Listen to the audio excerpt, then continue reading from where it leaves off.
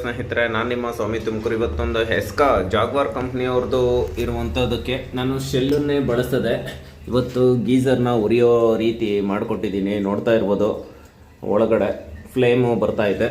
ನಾನು ಶೆಲ್ಲನ್ನು ಬಳಸ್ತಲೇ ನೋಡಿ, 3 ವೋಲ್ಟ್ಸಲ್ಲಿ ಇರುವಂತಹ ಅಡಾಪ್ಟ್ರು, 3 ವೋಲ್ಟ್ಸು 4 ವೋಲ್ಟ್ಸು ಇರುವಂಥ ಅಡಾಪ್ಟ್ರಿಗೆ ನಾನು ಇವತ್ತು ಕಲೆಕ್ಷನ್ನ ಮಾಡಿಕೊಟ್ಟಿದ್ದೀನಿ. ನನ್ನ ಯೂಟ್ಯೂಬ್ನಲ್ಲಿ ಹಲವಾರು ವೀಡಿಯೋಗಳನ್ನ ಅಪ್ಲೋಡ್ ಮಾಡಿದ್ದೀನಿ. ಅದರಲ್ಲಿ ಒಂದು ವಿಡಿಯೋ ಮಾತ್ರ ನಾನು ಮಾರ್ಕೆಟಿಗೆ ಬಿಟ್ಟಿದ್ದೀನಿ.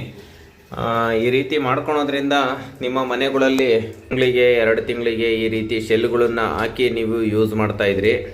ಶೆಲ್ಗಳನ್ನು ಬಳಸೋದ್ರ ಬದಲು ನೀವು ಚಾರ್ಜರನ್ನು ಬಳಸ್ಬೋದು. ಶೆಲ್ಲನ್ನು ಬಳಸೋದ್ರ ಬದಲು ಫ್ಲೇಮು ಬರ್ತೈತೆ.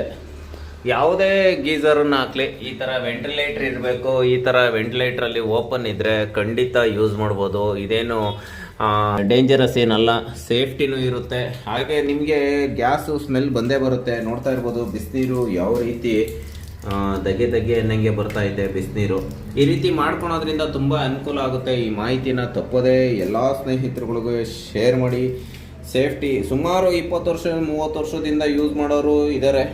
ಇತ್ತೀಚಿನ ದಿನಗಳಲ್ಲಿ ಯಾವುದೋ ಒಂದು ಮನೆಗಳಲ್ಲಿ ಅವಘಡಗಳಾದರೆ ಅವರು ಮಾಡುವಂಥ ನೆಗ್ಲಿಜೆನ್ಸಿನೇ ಅವ್ರಿಗೆ ಅಪಾಯಕ್ಕೆ ಕಾರಣ ಆಗ್ಬೋದು.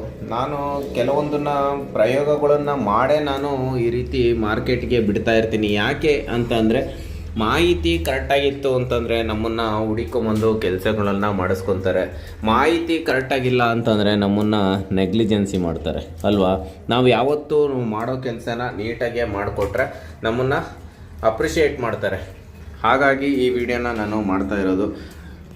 ಓಪನ್ ಸ್ಪೇಸಲ್ಲೇ ಇಕ್ಕೊಬೋದು, ಎಲ್ಲಿ ಬೇಕಾದ್ರೂ ಓಪನ್ ಸ್ಪೇಸಲ್ಲಿ ಇಕ್ಕೊಂಡು ಯೂಸ್ ಮಾಡ್ಬೋದು. ಗಾಳಿ ಆಡದಲ್ಲೇ ಇದ್ದಾಗ ವೆಂಟಿಲೇಟ್ರಲ್ಲಿ ಉಸಿರು ಕಟ್ಟಿ ಇದಾಯಿತು, ಅವಘಡಗಳಾಯಿತು ಅಂತಂತಾರೆ. ನಾನು ಈ ರೀತಿ ಮಾಹಿತಿ ಕೊಡ್ತಾ ಇರೋದು ನಿಮ್ಗೆ ಇಷ್ಟ ಆಯಿತು ಅಂತಂದರೆ ಖಂಡಿತ ಒಂದು ಫಾಲೋ ಮಾಡಿ.